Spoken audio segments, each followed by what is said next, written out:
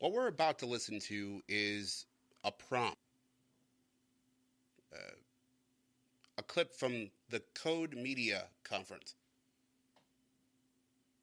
It's from Recode Media.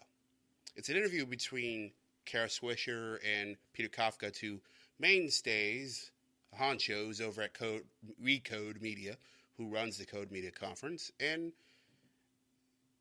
a fella by the name of Daniel Elk. And if you don't know who Daniel Elk is, you might not know much about the music industry because he is currently one of the most powerful men in that industry. He runs Spotify. And Elk made a very interesting decision as at Spotify not so long ago. And the folks at Recode asked him to answer for it. Artists that we don't like because of their personal behavior. We don't want to promote them. R. Kelly was one of them. There's a rapper whose name I cannot pronounce. I'm not going to try to. There's a lot of furor about that. You recently changed those decisions. Can you explain why you made the first decision and why you made the second decision? Sure. Well, I mean, if you just take two steps back and kind of look at what it is we try to accomplish, I think we're now at a point where we're obviously a material part of the music industry. We have 3 million artists on the platform. We have 170 million consumers using this. And as a platform, one of the key things that we believe in is just being transparent. And I think it's something that more and more platforms are waking up about and thinking a lot more about. Talking about that. Yeah. And so what we really just wanted to do was just be transparent about it. And there's two pieces specifically that we rolled out. One was about hate speech. And I think that's sort of less controversial. And then there's the other one about conduct. And I think, just being very honest, we were very vague, and we were just. And just to be clear, you said you're not banning people from being on Spotify, right? Right. Can I be a Nazi or someone who abuses women and be on Spotify? Well, again. Or both? Probably not so much. Well, I mean, again, the whole goal with this was just to make sure that we didn't have hate speech on the service. It was never about punishing one individual artist or even naming one individual artist as well. So I think, and coming back to it, it's really kind of my responsibility as a leader. And I think we rolled this out wrong, and we could have done a much better job.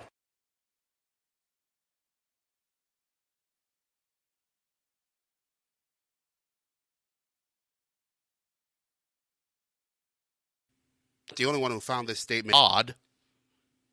And boy, it's odd for a number of reasons. So let's step back as he asked us to and look at the whole picture here. So what Spotify chose to do was ban artists from certain playlists on their platform because of their conduct and because of hate speech.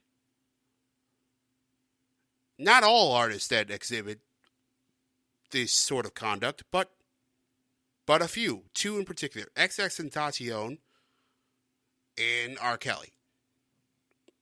And no doubt both have been accused of awful things. R. Kelly's been accused of rape. He's been accused of messing around with kids who are underage.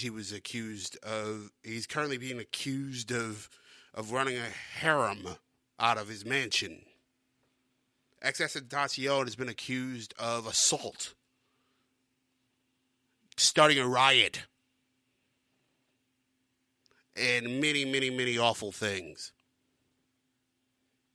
So from that point of view, it's not bizarre. Look, that the conduct in particular here, it's abhorrent. But there's a problem here.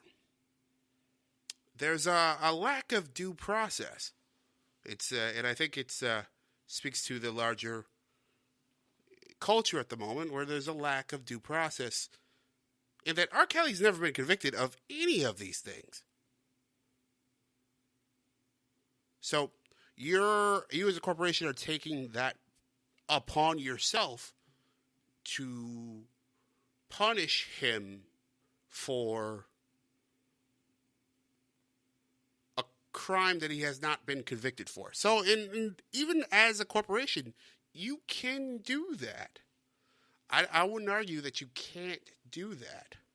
But if you're going to do that, you have to do it universally.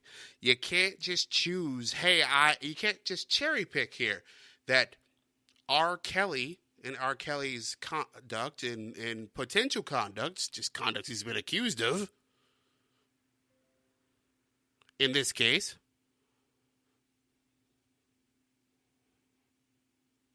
this case is abhorrent. And we're no longer going to support this guy. Now, as was said in the clip, to clarify, these users, XXXTentacion and R. Kelly, were not removed from the platform, which made it a bit muddier. They were removed from playlists. And for those who don't understand, in the modern streaming music world, playlists are incredibly important. There's this great article in Vulture back about a year ago talking about Rap Caviar in particular, which is Spotify's playlist that makes and breaks stars, that takes mixtape rappers and makes them superstars, that there are millions upon millions of users of Spotify who just follow this playlist. And much like our old school radio DJ, Spotify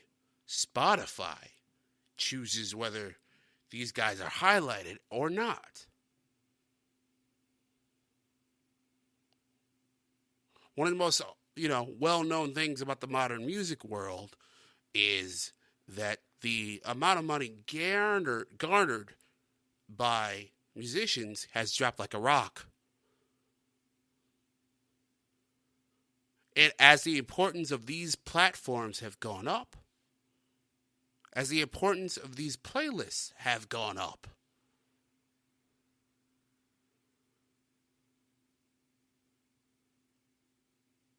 so, in the case of R. Kelly, when you choose to remove R. Kelly from these playlists, you are taking money out of his pocket.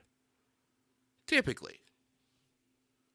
In this case, that wasn't exactly true. His streams slightly jumped, one recent report said. So that's bizarre. But the two things I want to touch on in particular is that these people were not moved. These people were removed from the platform because of conduct. So conduct in the case of R. Kelly and XXXTentacion, not proven. Not proven. But conduct that they've been accused of. And for hate speech.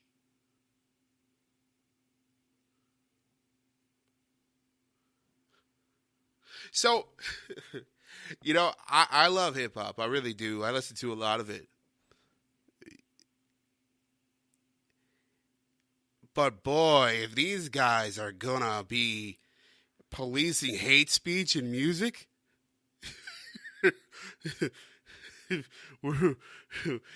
they got a long way to go.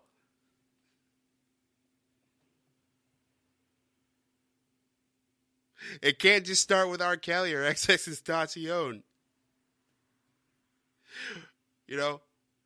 Over the weekend, a bunch of Eminem fans at an Eminem concert were upset that Eminem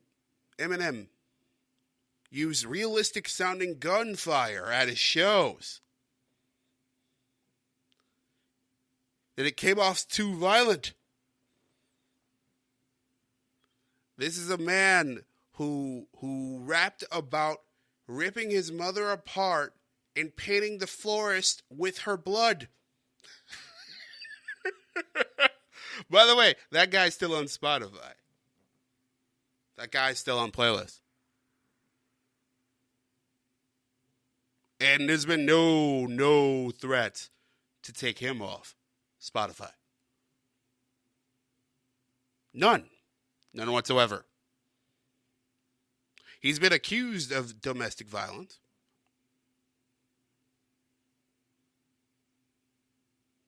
No convictions.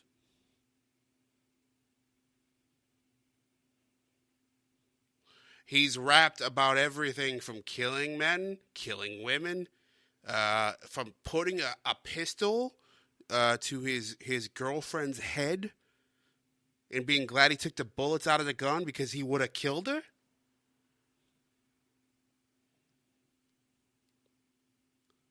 And there were no threats against Eminem.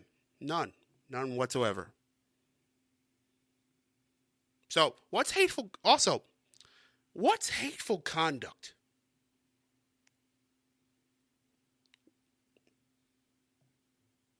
What is it?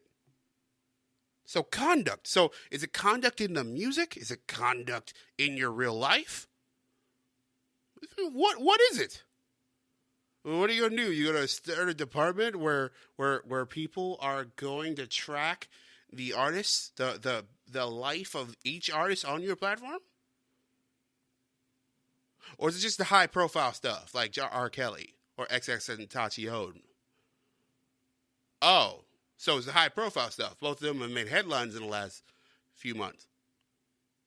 Oh,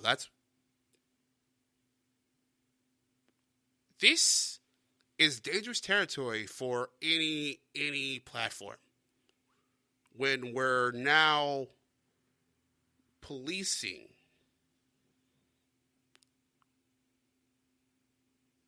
conduct that's off the platform. Now, I have plenty of problems with the way that social media is going and that thought that's contrary to the norm is being policed. It's being flagged. Shadow banned is one of the terms that people are using. People across Twitter, across YouTube, argue that they're being persecuted, essentially, by the platforms because they're speaking from a conservative perspective or an alternative perspective. I think all that's terrible. I think all that's bad for democracy. It's all that's bad for culture. You got to let these people speak. Now, do they have the right to? Absolutely. I mean, one of the big issues with this kind of conversation is that people look at it in terms of free speech. It's got nothing to do with the Constitution, folks. It really doesn't. The Constitution is about the government infringing on speech, not private corporations like these. It has to do with the colloquial definition of free speech. The free speech that is widely agreed upon culturally, that is.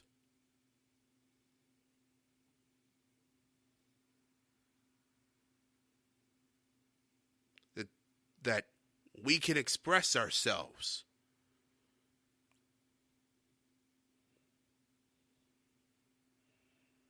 It's horrifying.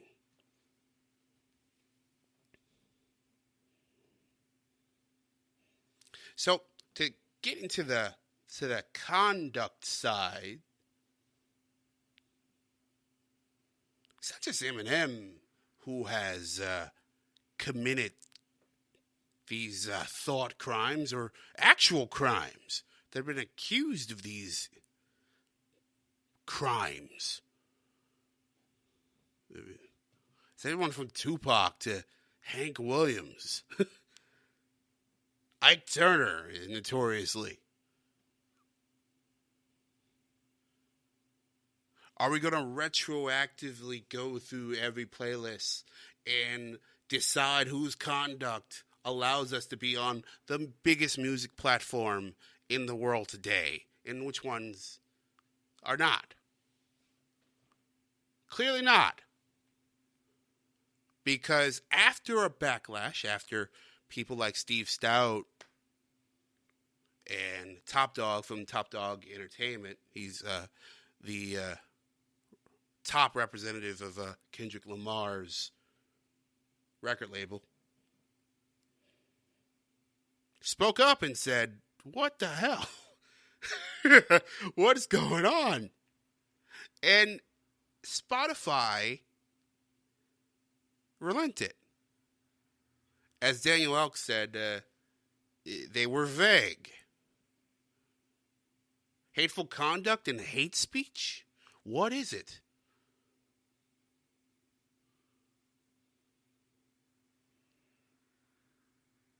And what proof do we have that artists like these have committed those things?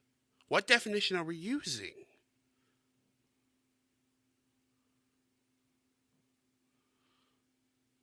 These vague guidelines have caused more trouble than they're worth, if it's up to me.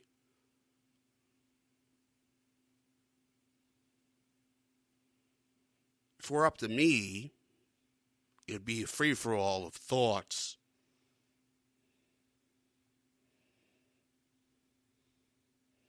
Sticks and stones, you know.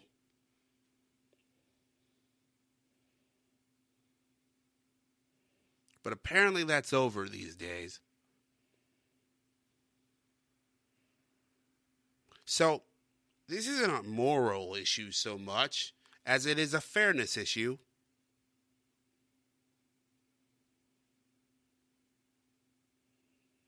If we're going to do this, if we're going to go so far that we're going to police speech, police conduct on platforms like Spotify, I would like to see a guidelines list.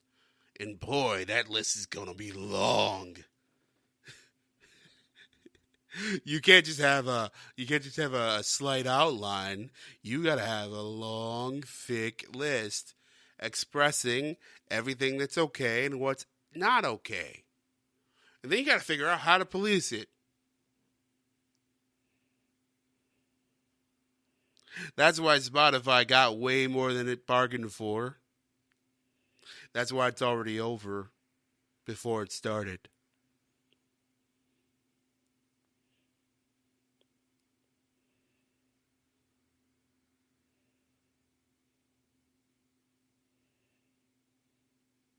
It's a strange decision. Very strange one.